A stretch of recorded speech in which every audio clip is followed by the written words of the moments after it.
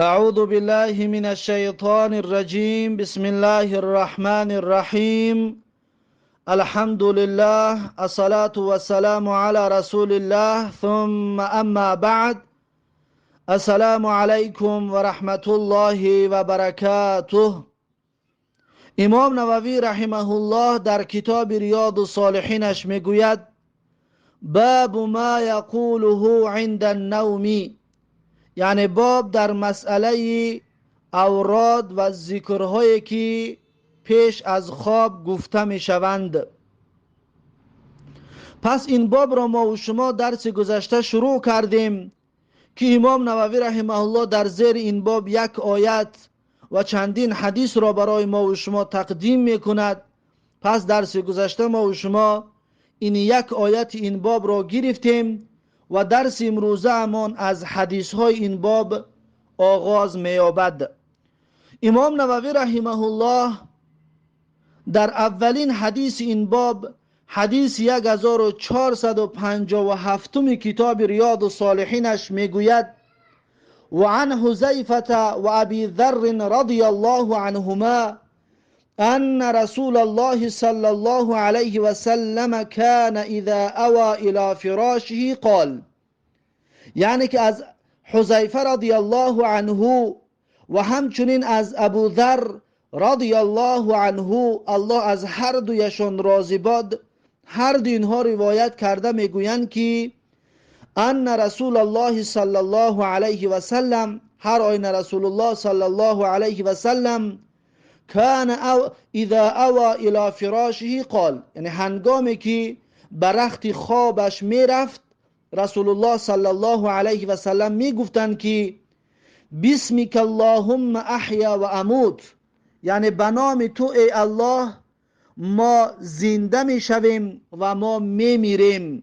به نام تو ای الله ما زنده میشویم، یعنی که از خواب بیدار میشویم، و اموت یعنی به نام تو ای الله ما میمیریم.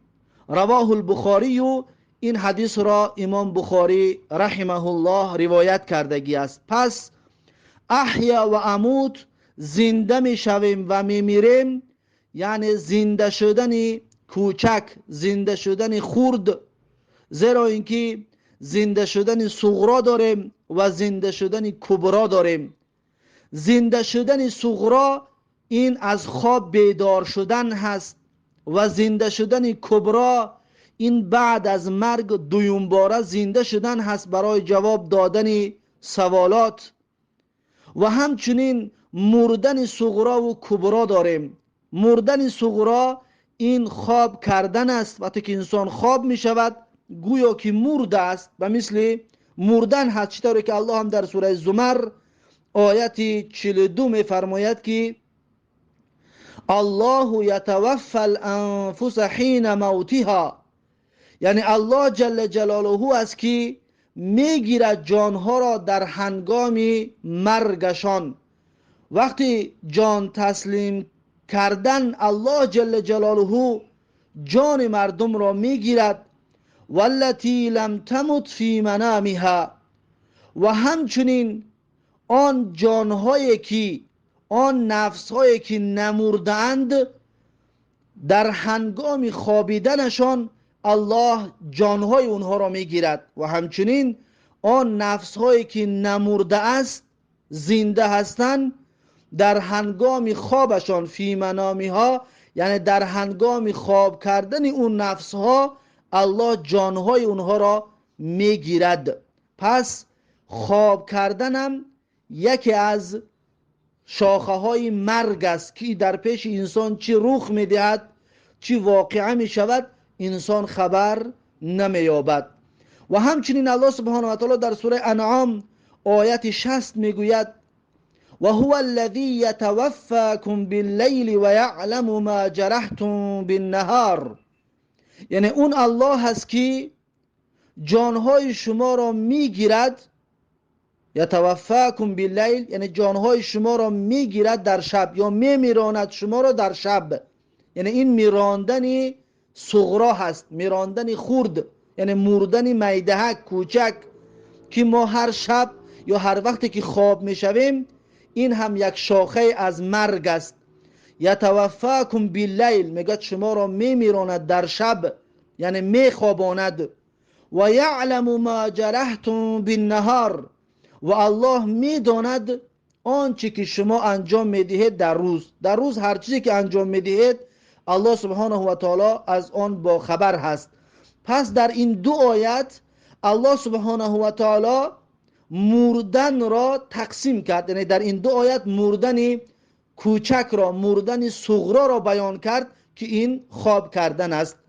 و رسول الله صلی الله علیه و سلم در این حدیث 1457 کتاب ریاض الصالحین که امام نووی روایتش کرده است میگوید بسمیک اللهم احیا، یعنی به نام تو ای الله ما زنده میشویم، یعنی از خواب بیدار میشویم، زنده شدن خردکک. و همچنین به نام الله از قبرها زنده میشویم. و اموت ای الله ما به نام تو میمیریم، یعنی خواب میشویم یا با نام تو ما جان به حق تسلیم میکنیم. پس در اینجا مرگی یا زنده شدن کوچک را در نظر دارد. این بود حدیث 1457 کتاب ریاض الصالحین. بعد از این حدیث 1458 کتاب ریاض الصالحین، امام نووی رحمه الله در زیر حدیث 1458 کتاب ریاض الصالحینش میگوید وعن علي رضي الله عنه أن رسول الله صلى الله عليه وسلم قال له ولفاطمة رضي الله عنهما، یعنی که از علی رضی الله عنه روایت است که هر آینه رسول الله صلی الله علیه و سلم علی و فاطمه رضی الله عنهما را گفتند که اذا اویتما الى فراشکما، یعنی هنگامی که شما به جایگاه خوابتان می روید، به رخت خوابتان می روید، او اذا اخذتما مضاجعکما، یا هنگامی که شما قرار می گیرید در بالای جاگه های خوابتان، یعنی که شما می خواهید که بخوابید، هنگامی که شما می خواهید که بخوابید، فکبرا 33، پس 33 بار الله اکبر بگویید، و سبح 33، و 33 بار دیگر سبحان الله بگویید، و احمد 33، و الحمدلله بگویید 33 بار. یعنی که سبحان الله، الله اکبر و سبحان الله و الحمدلله را هر یک کدامش را 33 باری بگویید. و فی روایتین، در یک روایت دیگر آمدگی هست که التسبیح 34، یعنی سبحان الله 34 بار بگویید. پس الله اکبر و الحمدلله را 33 باری میگویید و سبحان الله را 34 بار. الله اکبر الحمدلله 33 بار و سبحان الله در یک روایت دیگر آمده است که 34 بار بگویید. و فی روایتین، باز در یک روایت دیگر آمدگی است که التکبیر 34، یعنی که الله اکبر را 34 بار بگویید. پس سبحان الله الحمدلله را 33 باری میگویید، الله اکبر را 34 بار. متفق علیه، این حدیث متفق علیه می باشد. پس روایت ها برای عدد 33 34 بار گفتن سبحان الله و الله اکبر وجود دارد، هر کدامش که بگوییم جایز و درست می باشد. پس این حدیث یعنی که قصه ای که واقعیه ای که پیغمبر صلی الله علیه و سلم برای حضرت علی رضی الله عنه و فاطمه رضی الله عنها این ذکرها را تعلیم داد. قصه اش چی بود؟ یعنی چرا رسول الله صلی الله علیه و سلم برای حضرت علی این ذکرها را و برای حضرت فاطمه رضی الله عنها این ذکرها را یاد داد؟ قصه اش چنین است: روز حضرت فاطمه، یعنی که تمام کارهای خانه بالای سر فاطمه رضی الله عنها بود، یعنی کارهای خانه را حضرت فاطمه میکرد، یعنی که گندم آرد کردن و نان پختن و کارهای خانه در سری بالای سری فاطمه رضی الله عنها بود. پس میگه روز حضرت فاطمه بسیار خسته و مانده شد از کار و بار خانه، نزد پدرش حضرت رسول الله صلی الله علیه و سلم رفت، یا اول به شکایت به حضرت علی کردند و با حضرت مصلحت حضرت علی نزد پیغمبر صلی الله علیه و سلم رفتند و حضرت پیغمبر گفتند که خدمتگار برای ما در کار است که کارهای خانه خسته اش کرده است و مانده هم کرده است، گفته خدمتگار طلب کرد. پس رسول الله صلی الله علیه و سلم برای حضرت فاطمه رضی الله عنها گفتند که من چیزی برای شما میگویم و کلمات را یاد میدهم و با چیزی من شما را راهنمایی میکنم که از خدمتگار دیده بهتر و خوبتر و افضلتر می باشد. پس پیغمبر صلی الله علیه وسلم برای حضرت فاطمه دخترشان رضی الله عنها این ذکرها را یاد داد که پیش از خواب کردن 33 بار یا 34 بار الله اکبر بگو و 33 یا 34 بار سبحان الله بگو و 33 بار الحمدلله بگو. پس معلوم می شود از روش قصه که گفتن این ذکرها اولا که ثواب دارد، دوم انسان خستگیش را می برارد. وقتی انسان کار میکند، مهنت میکند، زحمت میکشد، وقتی که پیش از خواب کردن این ذکرها را میکند و خواب میشود، تمام خستگی های اون انسان میبراید. از این حساب رسول الله صلی الله علیه و سلم برای جگربندش فاطمه رضی الله عنها این ذکرها را یاد داد و همچنین برای تمام امتش، برای یکایک ما و شما که میتونیم هر شب، یا روش رسول الله صلی الله علیه و سلم است که ما و شما همچنین هر شب این ذکرها را بگوییم پیش از خواب کردن. پس این بود حدیث 1458 کتاب ریاض الصالحین.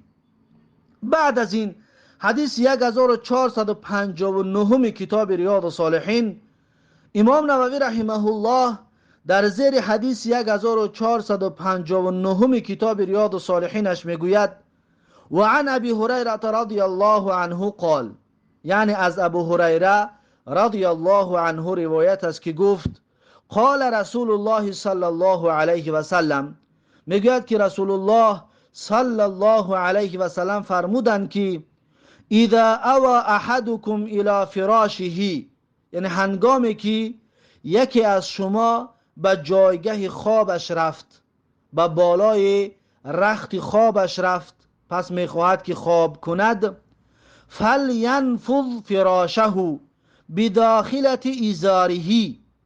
پس پیغمبر صلی الله علیه و سلم میگوید که پس اون انسان پیش از اونه که داخل جاگهش بشود، فلینفض فراشه، پس بتکد یا بشکد اون جاگه خوابش را، بداخلة ازاره، یعنی به یک گوشه ازارش، به یک گوشه کرتش، آن بالای جاگهش را بشکد، از داخل جاگهش را، نه چطوری که از تگ مثلا کرپچه است، از بالاش ادیال یا چیزی را که میمانیم برای در بین کرپچه و ادیال در آمده خواب میشوی. پس رسول الله صلی الله علیه و سلم میگه که انا همون بین را، یعنی که بداخلت ازاره، انا همون بین جاگه و کرپچه و بین ادیال، یعنی درون جاگه، همون جایی که میدروی خواب میشوی، انا همون جا را به یک گوشه ازارت، به یک گوشه کرته یا که به یک لوی لباست میگه بشک، بیرو، یعنی که بیتکان بالا همون را بشک. چرا؟ زیرا اینکه فانه لا یدری ما خلفه علیه، زیرا اینکه میگه این انسانی که میخواهد خواب بکند نمیداند که چی چیزه جای گرفتگی است در بستر خوابش، در جاگهش، مخصوصا همون جاگه هایی که مثلا همیشه پرتافتگی هست، پس اونها در این کار را باید بکنند. اما وقتی که انسان خودش جاگه را جمع میکند میپرتاید، دیگر احتیاج به این نیست، زیرا اینکه نوع پرتافتگی در داخلش چیزی نیست. اما جاگه‌ای که همیشه پرتافتگی و همیشه آماده خواب کردن هست، جمع کردن نمی شود، پس اونها را پیش از خواب کردن میگه در بالای اون با یک گوشه لباسش یا با دستانش رنگ روفتگی بری می شکد تا اینکه یگان جاندار، یگان چیزی ضرر دهنده در اون داخل نباشد. ثم یقول، بعد از اون که با دستانش شکید و تکید، بعد از اون میگوید که بسمک ربی وضعت جنبی، این دعا را میگوید بسمک ربی وضعت جنبی و بک ارفعه این امسکت نفسی فرحمها و این ارسلتها فاحفظها بما تحفظ به عبادك الصالحین. پس میگوید این دعا را بگوید. این حدیث متفق علیه می باشد که پیش از خواب کردن این دعا، این ذکر گفته می شود. پس این چی معنی دارد؟ این دعا چی معنی دارد؟ بسمک ربی وضعت جنبی، یعنی به نام تو ای پروردگارم من گذاشتم پهلویم را، یعنی در جاگه آمدم و پهلویم را گذاشتم و دراز کشیدم، میخواهم خواب بکنم ای پروردگارم. و بیک ارفعه، و با فرمان تو ای پروردگارم من سرم را، جنب و پهلویم را از جاگه می بردارم، از جایم می خیزم. یعنی خیستنم از خواب همچنین با فرمان تو هست ای پروردگارم. این امسکت نفسی فرحمها، اکنون میگوید که اگر که روح من را، جان من را قبض کردی، فرحمها ای پروردگار پس رحم بکن به جان من، رحم بکن به من بنده فقیر و به من بنده ضعیفت. و این ارسلتها، و اگر که برگرداندی روح جان من را، یعنی در سحر روحم را برگرداندی که من بیدار شدم از خواب، و این ارسلتها اگر روحم را رهایش کردی و برگرداندی که من از خواب بیدار شدم، فاحفظها بما تحفظ به عبادك الصالحین، پس حفظ بکن، نگه بدار من را به وسیله که حفظ میکنی به آن وسیله بندگان صالحت را، یعنی به همان وسیله که بندگان صالحت را حفظ میکنی. ای الله من را هم همچنین اگر از خواب بیدار شدم حفظم بکن که در گناه و معصیت نروم، در راههای بد نروم، و من را نگه بدار ای پروردگار رب العالمین، چطوری که بندگان صالحت را حفظ میکنی و نگه میداری.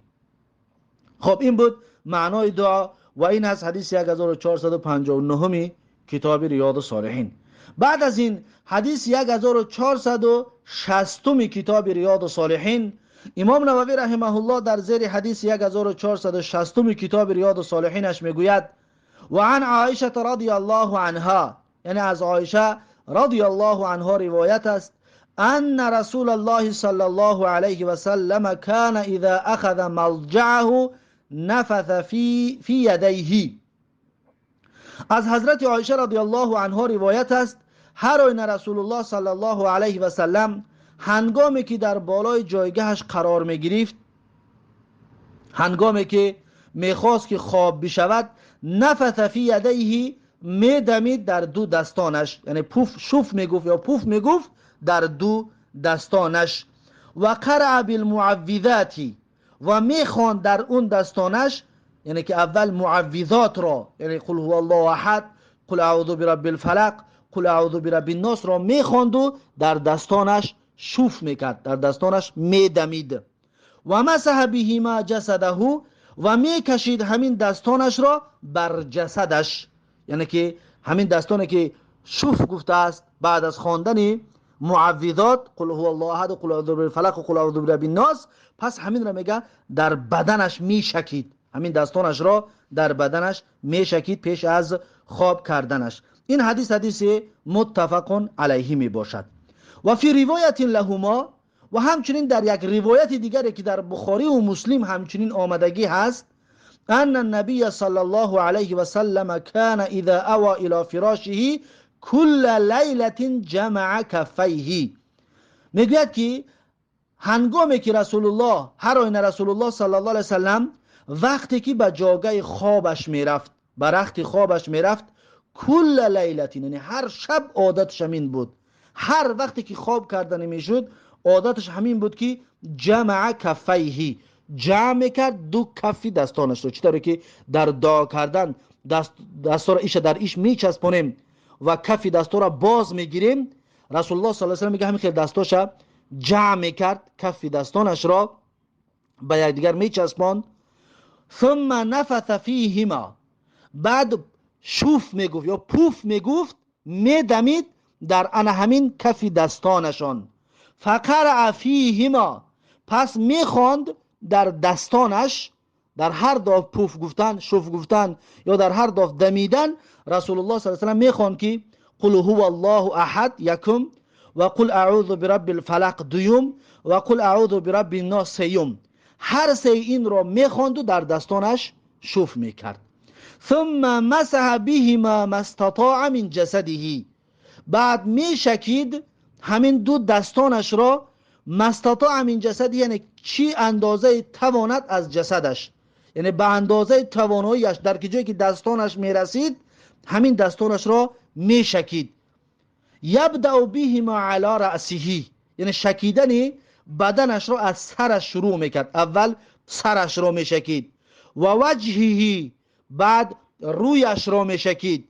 و ما اقبل من جسده، و بعد پیشاروی بدنش را میشکید، یعنی پیشش را، مثلا کندک سینه و گردن و کندک سینه و شکم و مثلا پیشایش را میشکید.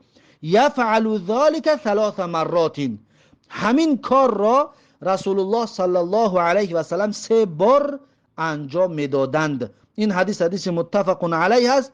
قال اهل اللغتی، زبان شناسان میگویند که النفث، معنای نفث یعنی که دمیدن یا پوف کردن یا شوف کردن، نفخ لطیف بلا ریقین هست، یعنی پوف کردن آزاد که به آبی دهن باشد. یعنی پوف میگوید در دستانش، یعنی آبی دهنش نباشد، بلکه یک پوفی به آبی دهن در دستانش پوف میگوید و یا شوف میگوید و بعد اون را در سرش و در رویش و در بدنش میشکد، چقدر که تواند در جایی که دستانش میرسد میشکید رسول الله صلی الله علیه وسلم.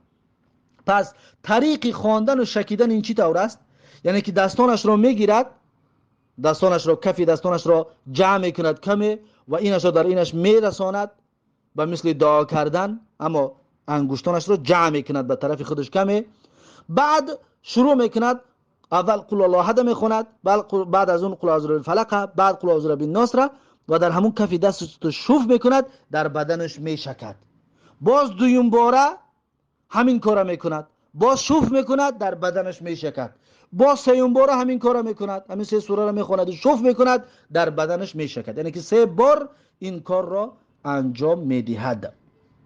پس طریق انجام دادن این به این طریق می باشد. این بود حدیث 1460 کتاب ریاض الصالحین. بعد از این حدیث 1461 کتاب ریاض الصالحین، امام نووی رحمه الله در زیر حدیث 1461 کتاب ریاض الصالحینش میگوید و عن البراء بن عازب رضی الله عنهما قال، یعنی که از براء بن عازب رضی الله عنهما روایت است که گفت قال لی رسول الله صلی الله علیه و سلم، براء بن عازب میگوید که رسول الله صلی الله علیه و سلم برای من گفت که اذا اتیت مضجعک، یعنی هنگامی که به جاگه خوابت رفتی، هنگامی که به جاگه خوابت رفتی، فتوضأ وضوءک للصلاة، پس طهارت بگیر، همون طهارتی که برای نماز طهارت میکنین، طهارت کامل و پره بگیر. پیش از خواب کردن اول پره طهارت بکن، چطوری که برای طهارت برای نماز وضو میگیری، چطوری که برای نماز طهارت میگیرن همین طور وضو بگیر، طهارت بگیر. ثم التجع على شقك الایمن، بعد بخواب به طرف راستت، به پهلوی راستت بخواب. و قول، و بگو، وقتی که به پهلوی خوابت دراز کشیدی بگو که اللهم اسلمت نفسی الیک و فوضت امری الیک و الجأت ظهری الیک رهبة و رغبة الیک لا ملجأ ولا منجا منك الا الیک. این ذکر را بگو. همچنین بگو که آمنت بکتابک الذی انزلت و بنبیک الذی ارسلت. تا اینجا این ذکر را بگو. فان مت، پس اگر که مردی همان شب، مت علی الفطرتی، یعنی در فطرت وفات کردی، یعنی با ایمان وفات کردی، همون شبی که طهارت کردی و آمدی این ذکر را، این دعا را گفتی و خواب کردی و همان شب اگر که الله جان تو را گرفت، همون شب مردی، پس تو در فطرت مردی، یعنی با ایمان مردی. وجعلهن آخر ما تقول، و این دعا را آخرین سخنی که پیش از خواب کردنت میگویی قرار بده، یعنی آخرین سخن انا همین سخنها را بگو با همین بخواب. این حدیث متفق علیه می باشد. پس این دعا چی معنا دارد؟ اللهم اسلمت نفسی الیک، یعنی ای بار الها سپاریدم من نفسم را، جانم را به تو. ای پروردگارا من جانم را به تو سپاریدم. و فوضت امری الیک، و سپاریدم همه کارهایم را به تو، همچنین همه کارهایم را به تو سپاریدم ای الله. و الجأت ظهر الیک، و پناه آوردم و توکل کردم به تو ای پروردگارم، توکل به تو کردگی هستم. رهبتا و رغبتا الیک، یعنی که از روی ترس و از روی امیدی که به تو داشتم، هم از تو میترسم، ترس دارم و هم امید دارم به تو ای پروردگارم، پس من این کار را انجام دادم. لا ملجأ ولا منجا منک الا الیک، یعنی که پناهگاه و همچنین جای نجات وجود ندارد از تو مگر این که به تو، یعنی که جای ما پنهان شده نمیتوانیم از الله جل جلاله که الله ما را نبیند، مگر اینکه به الله، به سوی الله پناه طلب میکنیم و از سوی الله جای نجات طلب میکنیم تا اینکه الله برای ما پناه بدهد، الله برای ما نجات بدهد. لا ملجأ، پناهگاه وجود ندارد، ولا منجا، جای نجات همچنین وجود ندارد، منک، از الله، الا الیک، مگر اینکه به سوی توی الله که باید ما جای نجات را و پناه را و پناهگاه را از تو طلب بکنیم. آمنت بکتابک الذی انزلت، یعنی ایمان آوردم من ای الله به همون کتابی که تو نازل کردی، و بنبیک الذی ارسلت، و همچنین ایمان آوردم به همون پیغمبری که الله تو فرستادی. پس این هست دعا پیش از خواب، این دعا گفته می شود. این از حدیث 1461 کتاب ریاض الصالحین. بعد از این حدیث 1462 کتاب ریاض الصالحین که امام نووی رحمه الله در زیر حدیث 1462 کتاب ریاض الصالحین میگوید و عن انس رضی الله عنه، یعنی از انس رضی الله عنه روایت است ان النبی صلی الله علیه و سلم کان اذا اوى الى فراشه قال، هر آینه میگه پیغمبر صلی الله علیه و سلم هنگامی که در بالای جایگاه خوابش قرار میگرفت میگفت که الحمد لله الذي اطعمنا و سقانا و کفانا و آوانا فکم ممن لا کافی له ولا مؤویه، یعنی این دعا را میگفت که الحمد لله الذي اطعمنا و سقانا و کفانا و آوانا، این دعا را میگفت فکم ممن لا کافی له ولا مؤویه، پس چقدر کسانی هستند که، یعنی معنای این دعا الحمد لله الذي اطعمنا، یعنی حمد و ثنا و ستایش الله را که اطعمنا، اون الله به ما خوراک داد، الله سبحانه و تعالی است که ما را خوراک میدهد، و سقانا، و اون الله سبحانه و تعالی به ما آب داد، ما را سیراب گردانید، پس آب دهنده ما الله جل جلاله است، و کفانا، و اون الله که ما را کفایت کرد، کفایت کننده برای ما اون الله جل جلاله است، و آوانا، و اون الله که برای ما جای داد و همچنین برای ما پناه داد و ما را پناه همان داد و همچنین جای همان داد، اون الله جل جلاله. فکم ممن لا کافی له ولا مؤویه، پس چقدر کسانی هستند که لا کافی له، یعنی که کفایت کننده ندارن، ولا مؤویه، و همچنین پناهگاه و جای هم ندارن. پس چقدر کسانی هستند که نه پناهگاه دارن و نه کفایت کننده دارن. پس رسول الله صلی الله علیه و سلم این دعا را پیش از خواب می گفت. رواه مسلم، این حدیث را امام مسلم رحمه الله روایت کرده است. پس طعام، خوراک دهنده و آب دهنده و سیراب کننده و کفایت کننده و پناه و جا دهنده این الله جل جلاله می باشد. چطوری که الله در سوره واقعه آیت 63 تا آیت 70 میگوید افرأیتم ما تحرثون، آیا توجه کردید به آن چیزی که شما جفت میکنید و آن چیزی که میکارید؟ انتم تزرعونه ام نحن الزارعون، الله میگوید آیا شما اون زراعتتان را میرویانید یا ما هستیم؟ الله میگوید که من هستم که میرویانم آن زراعت، آن گندمی را که شما در زمین میچوشید یا آن دانه را که شما در زمین در زیر خاک میکنید. رویاننده آن، شکوفاینده آن، زنده کناننده آن کی هست؟ الله جل جلاله است. الله میگه لو نشاء لجعلناه حطاما، اگر که ما خواستیم، میگوید اون گیاهی را که شما میشنونید آن گیاه را خشک میکنیم، آن را قاق میکنیم. فظلتم تفکهون، پس شما شگفت زده و در حیرت میمانید. اینا لمغرمون، الله سبحانه و تعالی میگوید که اینا لمغرمون، پس این انسان میگوید که هر آینه ما مغرم هستیم، یعنی زیانکار هستیم. انسانیت میگوید که ما زیانکار هستیم. بل نحن محرومون، بلکه ما بی بهره هستیم و محروم هستیم. الله سبحانه و تعالی همچنین میگوید افرأیتم الماء الذی تشربون، یعنی آیا شما توجه کردید با آبی که خود شما می نوشید؟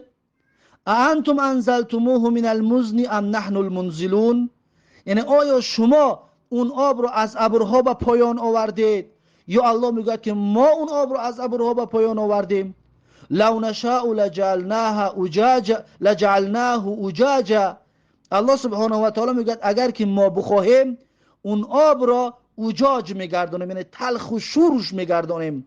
فلولا تشکرون، پس چرا شما شکر نمیگویید؟ پس چرا شما سپاسگزاری نمیکنید؟ ببینید الله سبحانه و تعالی در این آیت صریح برای ما و شما میگوید که یعنی خوراک دهنده، طعام دهنده الله جل جلاله است و همچنین آب دهنده این الله سبحانه و تعالی می باشد که برای ما هم آب داده است و هم طعام. خب این بود حدیث 1462 کتاب ریاض الصالحین. بعد از این حدیث 1463 کتاب ریاض الصالحین و آخرین حدیث از باب آن ذکرهایی که پیش از خواب گفته می شوند. امام نووی رحمه الله در زیر حدیث 1463 کتاب ریاض الصالحینش میگوید و عن حذیفه رضی الله عنه، یعنی از حذیفه رضی الله عنه روایت است ان رسول الله صلی الله علیه و سلم کان اذا اراد ان یرقد، حضرت ابو حذیفه میگوید که هر آینه رسول الله صلی الله علیه و سلم هنگامی که میخواست که بخوابد، ان یرقد این که خواب بکند، دراز بکشد، وضع یده الیمنا تحت خده، میگم میگذاشت رسول الله صلی الله علیه و سلم دستی راستش را در زیر خدش، یعنی در زیر رخسارش میگذاشت. ثم یقول، بعد میگفت اللهم قنی عذابک یوم تبعث عبادک، یعنی این دعا را میگفت رسول الله صلی الله علیه و سلم پس خواب میکردند. رواه الترمذی، و این دعا را امام ترمذی، این حدیث را امام ترمذی روایت کردگی است و قال حدیث حسن، امام ترمذی میگوید که این حدیث حسن میباشد. و رواه ابو داود من روایت حفصه رضی الله عنها، یعنی همین دعا را، همین حدیث را همچنین ابو داود هم روایت میکند، اما راوی حدیث ابو داود حفصه رضی الله عنها میباشد. حفصه دختر عمر، همسر رسول الله صلی الله علیه وسلم، مادر مؤمنان رضی الله عنها میباشد. راوی حدیث در کتاب ابو داود، همین حدیث را ابو داود از روایت حفصه رضی الله عنها روایت کرده است. و فیه، اما در روایت حفصه، در روایت ابو داود رضی الله عنه آمده است که انه کان یقوله 3 مرات، هر آینه میگه رسول الله صلی الله علیه وسلم همین دعا را 3 بار میگفت. همین اللهم قنی عذابک یوم تبعث عبادک، همین دعا را میگه 3 بار رسول الله صلی الله علیه و سلم تکرار میکردند. پس این دعا چی معنا دارد؟ اللهم قنی عذابک، یعنی ای پروردگارا حفظ کن من را از عذابت، نجات بده من را از عذابت. یوم تبعث عبادک، یعنی روزی که زنده میگردانی بندگانت را، یعنی در روز قیامت ای الله من را از عذابت محفوظ و دور نگه بدار و من را نجات بده. پس این است معنای این دعا. و این دعا در روایت ترمذی 1 بار گفته می شود و در روایت ابو داود 3 بار گفته می شود و هر دوش هم جایز است. اگر 3 بار هم بگوییم درست است، زیرا که روایت حفصه رضی الله عنها میگوید 3 بار رسول الله این دعا را میگفتند. پس این بود آخرین حدیثی بابی آن چیزی که پیش از خواب گفته می شود. بابی آن چیزی که پیش از خواب گفته می شود، با همین این باب هم به آخر رسید. و این کتابی که ما و شما قرار داشتیم تا امروز در این کتاب، کتاب اذکار، کتاب الاذکاری، کتاب اذکار با همین باب و با همین حدیث 1463 کتاب ذکرها هم به پایان رسید. اکنون میگذاریم در کتاب نو، کتاب الدعواتی، یعنی کتاب دعاها. انشاءالله این کتاب دعاها را درسی آینده خواهیم گرفت.